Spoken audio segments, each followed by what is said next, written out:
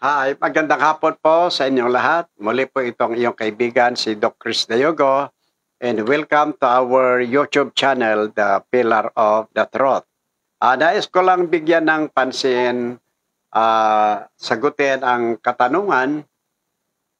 Halos 7 ang mga ito, halos pari-pareho ang kanilang comments at ang kanilang katanungan. Ang tanong po nila, Doc, nabasa po namin ang iyong post at gusto na lang naming i-clarify, hindi po ba ang church ay iisa po? Sabihin na lang natin na ang church ay itinayo ng ating Panginoong Hesus at lahat po ng mga churches, lahat po ng mga ito, saan ka man mag-attend, saan ka man pupunta, lahat ito ay church ng Panginoon. So, marami kasing nagsasabi na wala daw transferi daw sa Biblia, yung pagta-transfer ng membership. At sinasabi naman ng iba, pwede na, wala naman talagang transfer kasi iisang church po yan. Well, ito po ang ating bigyan ng pansin, ating sasagutin.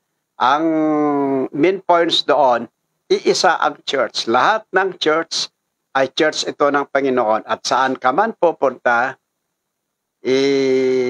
pwede pa rin kasi iisang church naman po yan. Okay, ito kasi ang problems.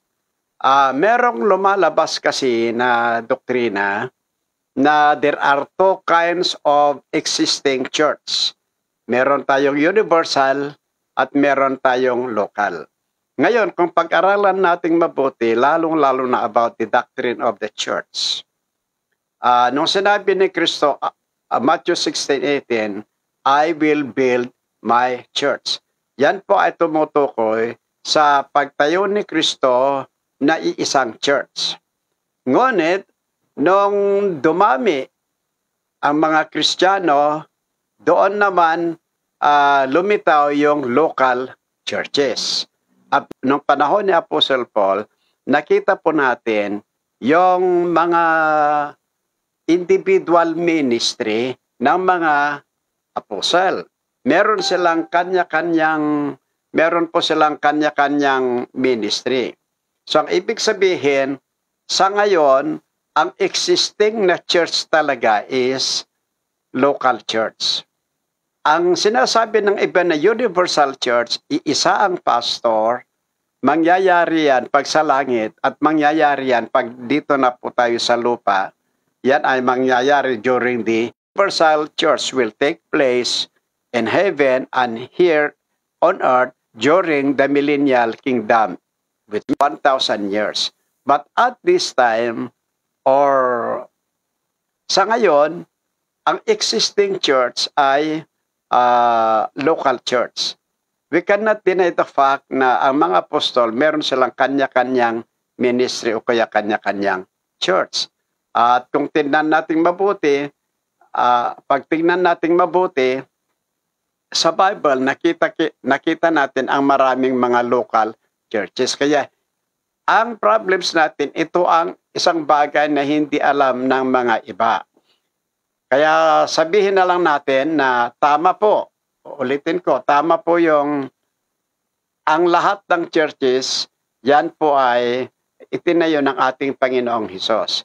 Pero, imposible kasi halimbawa, sinasabi ng iba, kahit hindi ako member sa local church, member naman ako sa universal church. Kahit hindi ako submissive, loyal sa ating pastor o kaya sa aking church, loyal naman ako sa Panginoon. Maraming mga comments na ganon. Pero inuulit ko, we cannot deny the fact na the existing church now is the local congregation. So, ang ibig sabihin natin, ibig sabihin nito, I should say, meron tayong kanya-kanyang church kung saan tayo ilinagay ng Panginoon. So,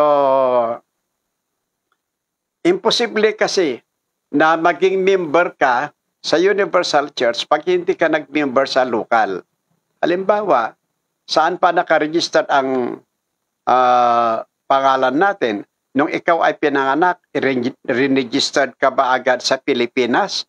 O o kaya sa lokal. Siyempre, may barangay ka, may munisipyo ka, at dapat pupunta sa local registrar yan, tapos pupunta sa PSA, yun yung national. At hindi naman pwede yung universal, hindi rin pwede yung national kung walang local. So sa church ng Panginoon, ang existing ngayon ay local churches. So, ang ibig sabihin, kung saan ka naka-member, nandyan ang responsibility mo. Kaya inuulit ko, sa ngayon, ang lahat ng Christian ay dapat merong kanya-kanyang local church, kung saan sila naglilingkod at meron silang kanya-kanyang pastor. Na sa kanila, dapat mag-submit or makinig, dapat sundin nila ang kanilang pastor. Kasi ayon sa Hebrew chapter 13 verse 17, ang sabi doon, obey them that have the role over you. Ay maraming rulers, maraming mga pastors, maraming local churches. Kaya kung saan ka naka-member, siyempre, doon ka magsasubmit. Pwede tayong maglingkod sa Diyos kahit saan po tayo mapunta, pero meron tayong local church kung saan tayo nabaptize at naka-member. Yan ang iyong family. Kaya ang church, this is also considered as divine family. Siyempre, bilang anak ng Diyos, bilang Kristiyano, pag nag-baptize ka, automatic, member ka sa isang church kung saan ka nabaptize. At automatic din, nandyan yung iyong responsibility. Bilang anak ng Diyos, meron tayong responsibility na dapat sundin. Kaya kung saan yung church mo, andyan ang responsibility mo. At ano man ang project ng church, ano man ang ministry ng church, dyan ka naka-member, yan ang responsibility mo. Karamihan sa mga churches sa Pilipinas, alam po nyo, pinagpipre po nila ang kanilang members na lumago ang gawain o kaya magkaroon ng magandang trabaho, maka-abroad sila, kasi ang purpose para makatulong sila sa gawain o kaya ministry ng church. Pero ang nakakalungkot sa mga members na mga members na ito, matapos na pinag-pray, matapos na nag-abroad, matapos na pinagpala sila ng Panginoon, nakalimutan na nila ang kanilang mother church o kaya nakalimutan na nila ang kanyang church. Kung saan sila na-baptize, kung saan sila nakamember at kung saan sila lumago. At ilinipat nila ang kanilang membership sa ibang church at tuluyan ng tinalikuran nila ang kanilang dating church. So, siyempre, ano nga ba ang sasabihin ng pastor? Ano nga ba ang sasabihin ng church? Siyempre, nakakalungkot. Merong frustration. Nawalan ka siya ng member, pati imbis na lalaki ang kanyang income para sa ministry, para sa gawain, nawala pa. So, yun talaga ang problems kung ang mga member hindi nila alam na meron silang responsibility sa kanilang church. At ang mga members na ito, matapos na silang maging successful, magkaroon ng magandang trabaho, kaya tuluyan nilang kinalimutan ang kanyang sariling church. So inuulit ko, ang church ay divine family at ang improvements ng church ay nakasalalay sa mga members, lalo na sa mga members na pinagpala ng Diyos. Again, pwede po tayong maglingkod sa Diyos kung nasa iba tayong bansa, ibang church tayo umaaten, sa iba tayong lugar. Pero yung responsibility natin, alalahanin natin, ay doon pa rin sa ating local church. Yan ang proper way ng paglilingkod. Kaya unahin po natin ang sarili nating church. Kasi ang church ay parang, yung sinasabi nga, kung ang church ay divine family ito. Marami ang churches sa Pinas na naturuan ng tama. Kaya naturuan sila ng tamang asal. Kaya noong nag-abroad sila, hindi nila nakalimutan ang kanilang church. Kaya yung iba, nakalimutan, kawawa ang kanilang church, kasi pinabayaan. Pero yung iba na naturuan ng tama, sila po ay lumago, sila po ay pinagpapala ng Diyos at lalo silang masaya. Dahil alam nila na hindi nila pinabayaan ang kanilang church. Alam nila na natupad nila ang kanilang commitment sa church. Kaya nga, ang mga churches na ito, sila ay lumalago. At pati kanilang ministry ay lumalago na rin. Kaya sobrang saya ang mga members na ito dahil nagampanan na nila ang kanilang tungkulin, ang kanilang laging panalangin ay sinasabi, Panginoon, salamat sa pagsagot po ninyo sa prayers na makaabroad ako. At ngayon, pinagpala ninyo ang buhay namin. Salamat, at least nakagawa po kami, nakatulong po kami sa aming church. Kaya ang aming church, ito ay lumago. Salamat sa paggamit po ninyo na kami po ay nagamit bilang instrumento. Kaya ang mga members na ito na napunta ng abroad, nakapagtrabaho ng maayos, pinagpala sila ng Diyos, sobrang saya nila kasi alam nila hindi na nila nakalimutan ang church. Pero sa ibang members na nakalimutan na nila ang kanilang commitment, responsibility sa kanilang pinanggalingan na church, masaya ba kaya sila? I think may problems yan. Maaring masaya sila pero iba talagang joy.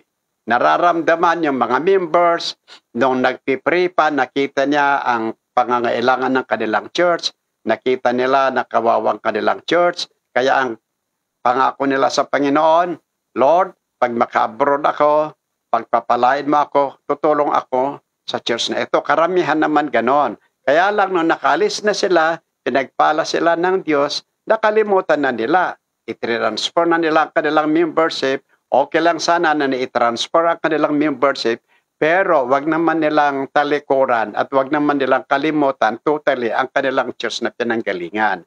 So hindi ako naniniwala na nakakaramdam sila ng sobrang saya gaya ng mga members na kahit na saan sila, kahit na sa abroad sila, tuloy-tuloy